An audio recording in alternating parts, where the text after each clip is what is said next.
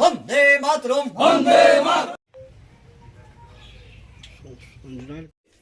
দীর্ঘ 10 বছর ধরে আমি ভারতীয় জনতা পার্টি করতাম।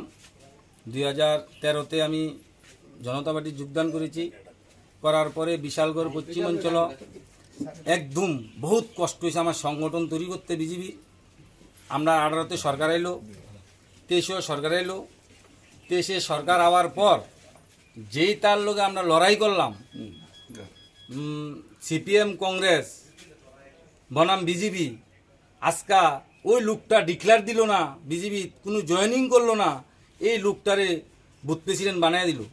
এবং আমরা বিজেপির নেতৃত্বে বলছি যে এই লোকটার আপনারা কী করে বুথ প্রেসিডেন্ট দেন? এই লোকটা তো সরাসরি সিপিএম করছে দেশে। হ্যাঁ কইছে সিপিএমে ভোট দেওয়ার জন্য, আমরা কইছি বিজেপির ভোট দেওয়ার জন্য আপনি তারা বুথ প্রেসিডেন্ট বানিয়ে দেন, এটা কিন্তু আমরা মাইনা নিতাম পারতাম না। তখন আমাদের প্রার্থী, বিধায়ক এবং আমাদের উপর লেভেলের নেতারা বলছে যে তোমরা হ্যার সাথেই মিল্লা কাজ করতে হবে। তাই আমরা মেনে নিতাম পারছি না, আমাদের অরবিন্দনগরের জনগণও মেনে নিতে পারছে না। এর জন্য আজকে আমাদের জাতীয় কংগ্রেসে যোগদান।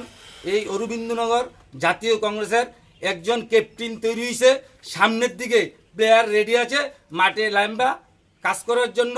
আর এই সারা বিশালগড় 16 বিশালগড়ে আমরা কংগ্রেসের 1 ইঞ্চি জমিও ছাড়বো না।